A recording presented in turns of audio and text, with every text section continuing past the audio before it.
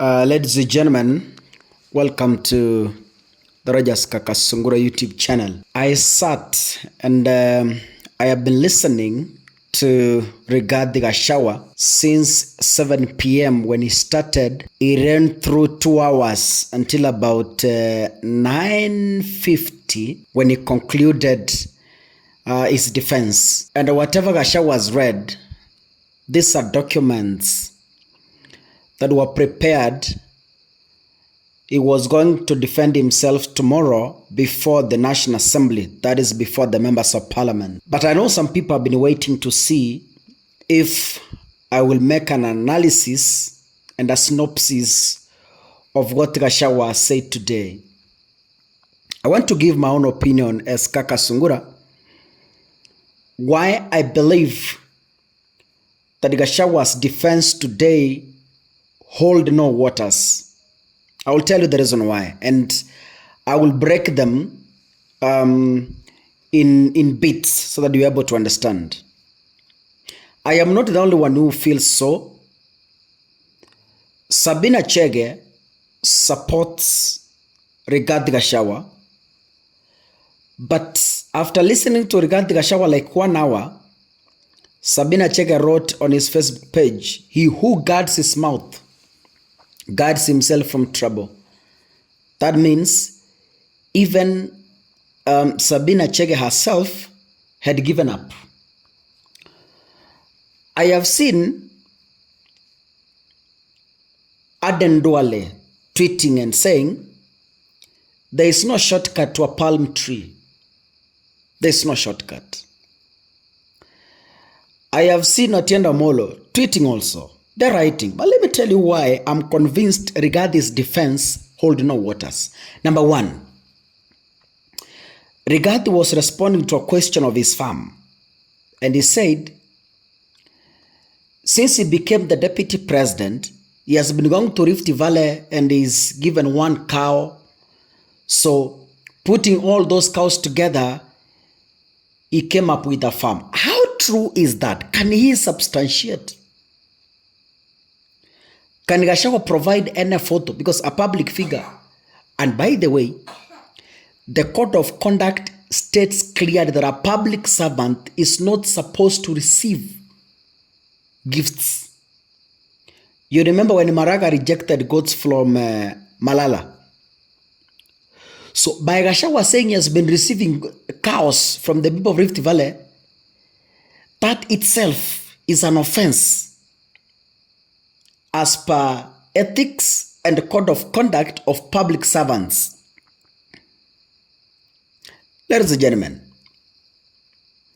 Rigathi went further to say, of course, all the listed companies in the accusations he accepted belongs to him and his friends.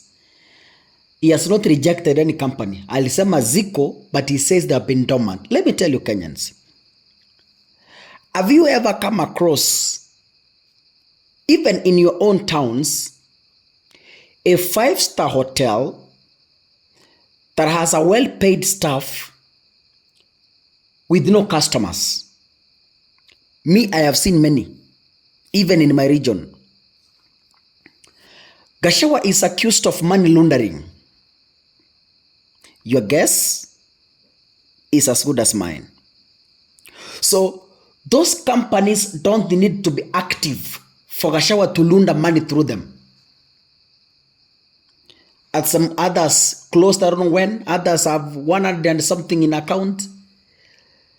Those of you who have been in the Republic of Kenya, you understand the game in this country. MPs are accusing Gachagua of money laundering. Means, kaka, I have a 5-star hotel, nimeajiri watu wako pale, I paid them salary, lakini hakuna customers.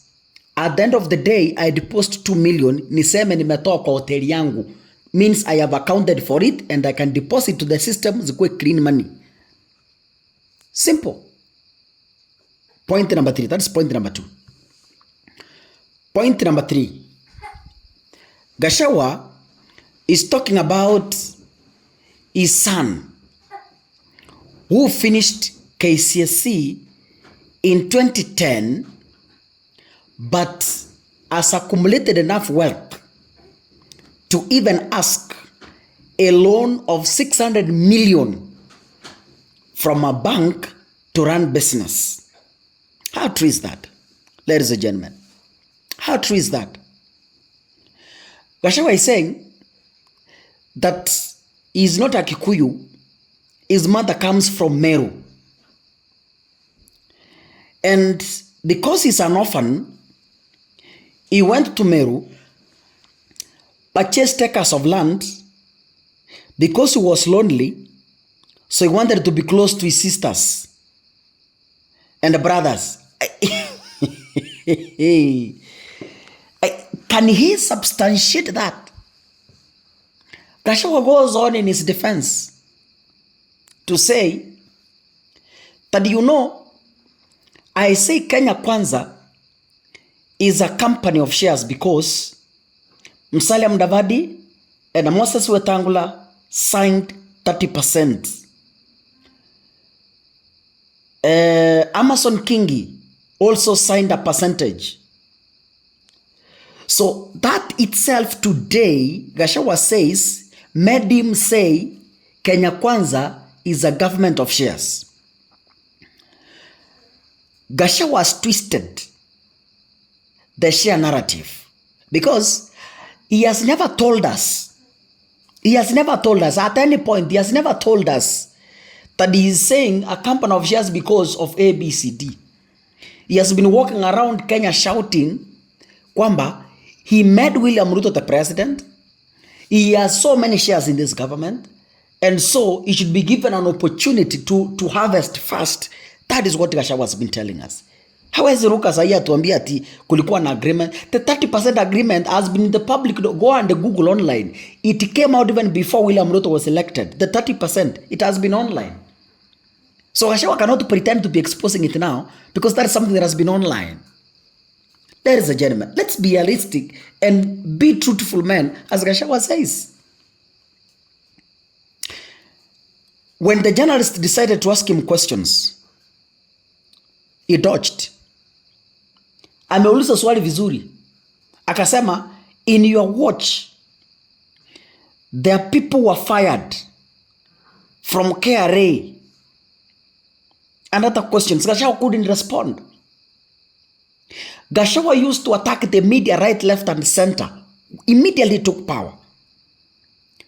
He used to attack the media right, left, he even threatened the media. But today he's telling the media, you are good people because you defend us. You are writing good things. If it were not you, we could be running a dictatorship country. So you are good people, go and write good. Gachagua is now seeing the media as good because he is in need of them. So to me, if you asked me, I can tell you Gachagua was not fence. If you asked me, that is my own view. You also have your view. But to me, Gachagua has no watertight defense. All he has said today in 2 hours was shallow and not well researched. If members of parliament decide to take Gachagua to task, I bet he has no verification. He can't substantiate whatever he said today. Ladies and gentlemen, Gachagua is going home. I bet Gachagua is going home. Thank you so much. God bless you. See you in the next video. Asanteni sana.